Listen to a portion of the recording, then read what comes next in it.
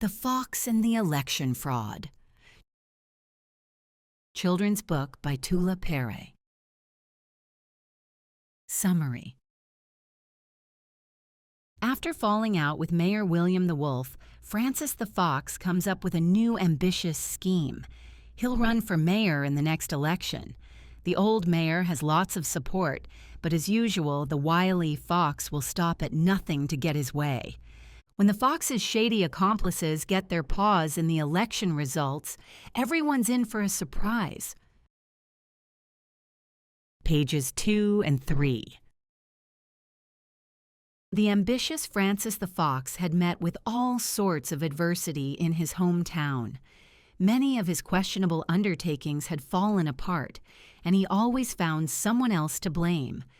Mayor William the Wolf had tried to teach his former protege about honesty, but to no avail. At times, the scallywag's stunts had even called for the intervention of the police. Now the fox was sitting alone in his empty apartment. Nearly all of his belongings had been reclaimed to pay off debts, fines, and bills. He was still neck-deep in debt. This city doesn't value my skills, even though I have shown what a remarkable deputy mayor, builder, and influencer I am, the fox thought, reminiscing his past adventures. Pages 4 and 5. It was hard for Francis to take responsibility for his own failures.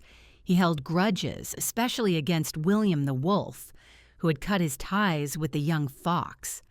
Francis's recent efforts to smear William with lies and distortions had finally been too much. One day, Francis's eye landed on an old newspaper. He could no longer afford to renew the subscription. Well, if it isn't Mayor Wolf, all smiles and showing off, it's easy to smile behind a desk like that. I could do that too, Francis fumed. Above the picture of William's kind, smiling face was a caption about the upcoming mayoral election. Will Wolf win the top seat again? If it's up to me, he won't, Francis mumbled. It's tough at the top, and I'm very used to tough times. Once again, Francis had a brilliant idea. He would do whatever it took to win office. He had to get his campaign for city mayor launched immediately. Pages 6 and 7. Francis quickly made a round of calls to his former assistants and let them in on the broad outline of his scheme. Do you have enough funds to run an election campaign? The sound engineer at the Fox's former radio station asked. You're going to need to buy some equipment, too. Everything will work out. I'm going to ask the society columnist Flurry to run my campaign. She knows how to soften up voters and campaign donors. In his mind's eye, Francis could already see money flowing into his campaign bank account.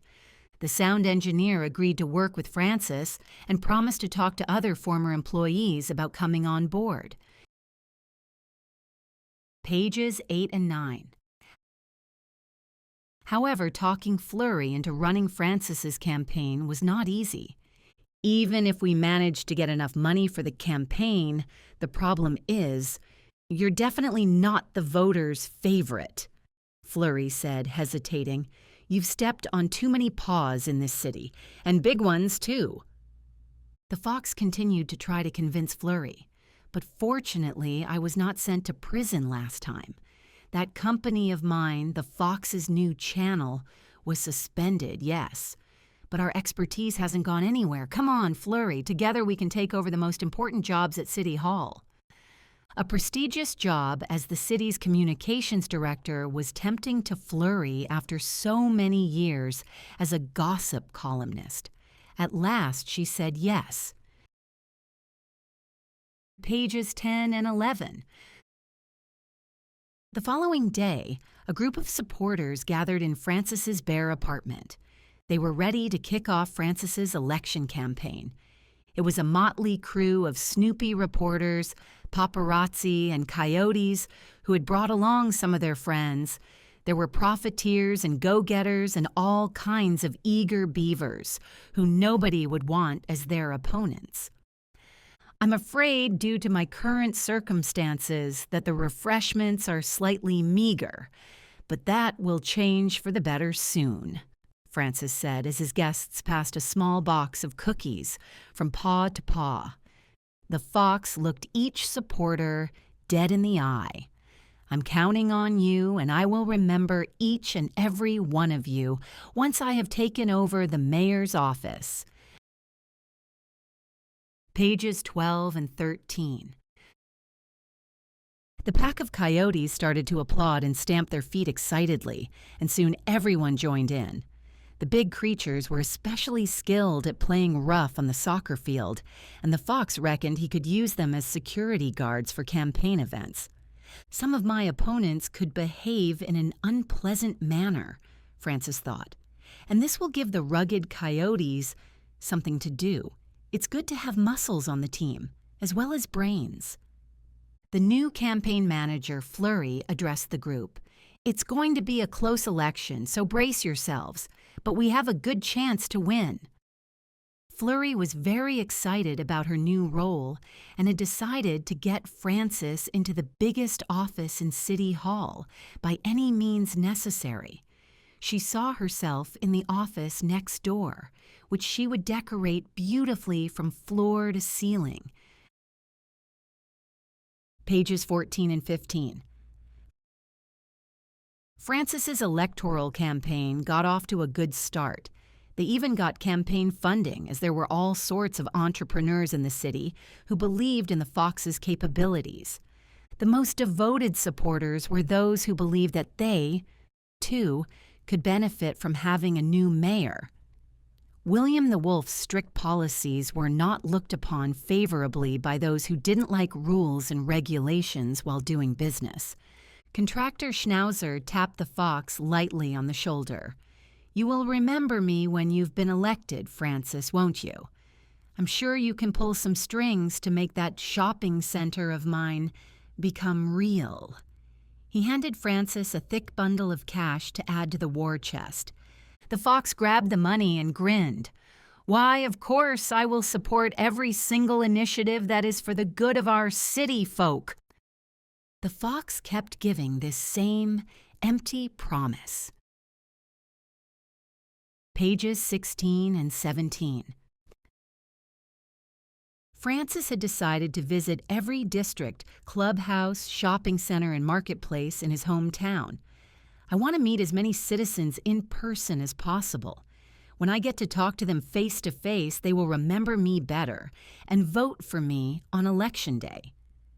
His campaign manager was an encouraging assistant. "You can do it, Francis. Just remember to smile when you're giving a speech. Those new porcelain veneers on your teeth shine so brightly in the TV lights." The photographers from the bankrupt company, the Fox's new channel, were at the Fox's heels non-stop, capturing all the best moments from campaign events. Pages 18 and 19. Day after day, Francis climbed onto podiums set up by the coyotes and belted out the same promises and threats. "I will give this city a new future and lead you to success," Francis declared. "William the Wolf is too old to continue as mayor. It's time for him to retire. Besides, a glossy-coated fox will always outperform a gray wolf." The fox signed autographs, shook hands, and posed for countless photographs with a broad smile on his face. Every night his show ended with fireworks, although complaints about them started coming in from across the city. Pages 20 and 21. Little by little, the campaign was losing its luster. Over time, the turnout for Francis's events grew smaller and smaller. Soon, only children were showing up for the free balloons, while elderly folks were coming for the free coffee. One night, Francis was so tired, he began mixing up his words. "Why don't you come along and give me your election? I mean your votes. Vote for me and not the wolf. Give me lots and lots of votes, piles of votes, stacks of votes. Eventually, the coyotes had to carry the exhausted fox away from the podium. It's not looking good. Flurry was worried, but she was not going to give up easily. The well-paid job as the mayor's assistant with the beautifully decorated office in City Hall was by now a precious dream. I believe it's time to have a crisis meeting. Pages 22 and 23. The mood in the campaign office was sour. According to a poll conducted by the Fox's team, they would not win. Francis's popularity was indeed waning. Now he was clearly behind William the Wolf. The fox slouched in an armchair. For the first time in my life, I've started to question my capabilities, he admitted reluctantly. I have to admit, things do look a bit worrying. We'd better cut back your public performances so that you'll make it till the end, Flurry said. The campaign manager was already working out a plan B. Perhaps she, too, could give a couple of speeches praising the fox. Pages 24 and 25. They had to move fast to change voters' minds. Election day was drawing near. Let's see, Flurry mused. What tools do we have? Cajoling, bribery, suppression, intimidation. This caught the fox's attention, and he rose from his chair. His eyes lit up again. Let the coyotes take care of it. Flurry agreed reluctantly, but we must not go overboard with pushing voters or intimidating them. It's enough if the coyotes go and show their teeth a little and remind the voters that the current mayor is a bad option for everyone. Francis took a peek into the cash box. We still have some money left. Let's skip the fireworks and give the money to those who are still on the fence about voting for me. Pages 26 and 27.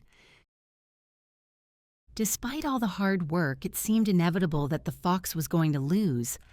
On Election Day, Francis went to a polling station with his last ounce of strength, smiled for the photographers, and dropped his vote into the ballot box. Suddenly, a mischievous idea struck him. We can tamper with the vote count. That's our solution. Francis was full of energy again as he and his assistants gathered in the office to wait for the counting of votes. The wicked scheme was gathering strength in his mind. Let's sneak into City Hall while they're counting the votes. I know the place. On the ground floor, there's a back door that we can use to smuggle out ballot boxes. We'll steal votes for William. Flurry, too, got excited. We need to disguise ourselves, and the coyotes must be sure to grab the right boxes. Only votes for William the Wolf should be removed from the building. Pages 28 and 29. The doors of the polling stations were closed. All the votes had been cast, and the counting began in City Hall. A shady-looking pack sneaked in through the back door. Some wore their caps low to conceal their eyes, and some had sunglasses on, even though it was late in the evening. Francis was leading the pack. He was wearing a long shirt under which he had hidden his handsome tail. Keep quiet, everyone. We'll find the ballot boxes with votes for William. Then we'll destroy as many of them as needed. Pages 30 and 31. Francis and his assistants watched workers placing the ballots in piles. William the Wolf, Francis the Fox, Wolf, Wolf, Wolf. It was agonizing. One by one, boxes were stacked against the wall. Some had William the Wolf's picture, and some had Francis the Fox's picture attached to them. It's time to move, coyotes. Take the boxes with the wolf's picture and carry them out through the back door. Francis gave directions to everyone. Bit by bit, completely unnoticed, some of the boxes were taken out behind City Hall.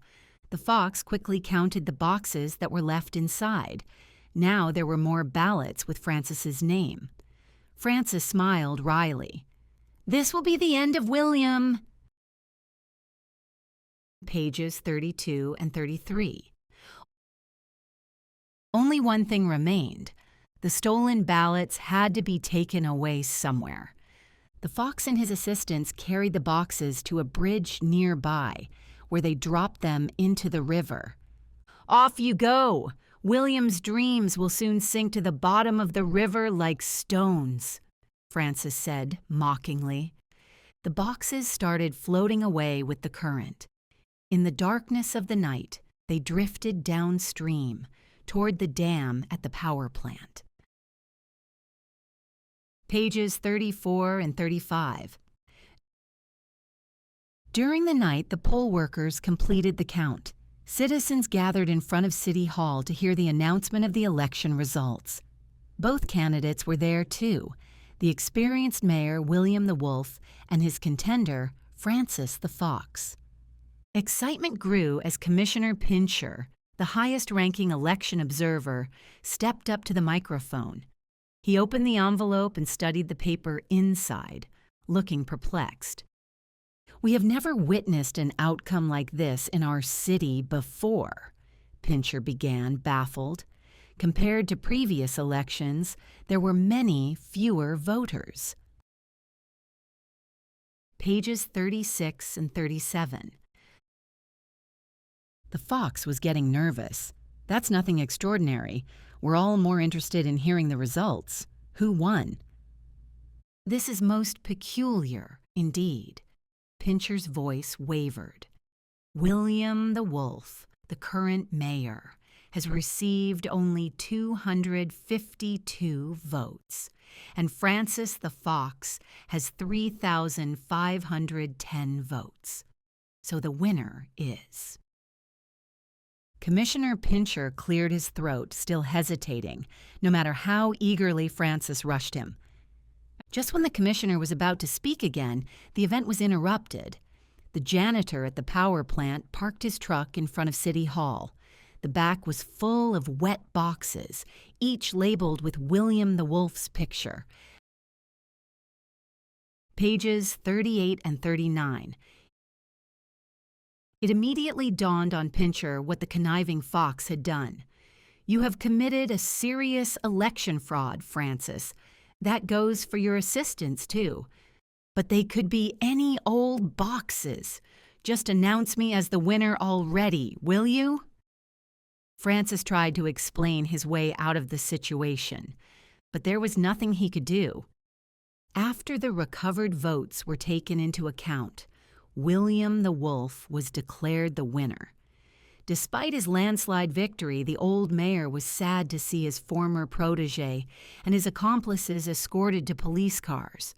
"Once again, Francis has a lot to atone for." Flurry sat in the police car that was following Francis. She felt gloomy. In the first car, the disappointed fox murmured to himself, "I can't understand what went wrong. Clearly, the best candidate doesn't always win." You have listened. The Fox and the Election Fraud of the Francis the Fox series. A children's book by Dr. Tuula Pere, published by Wickwick. Read aloud by Jessica, Virtual Voices of Wickwick Labs.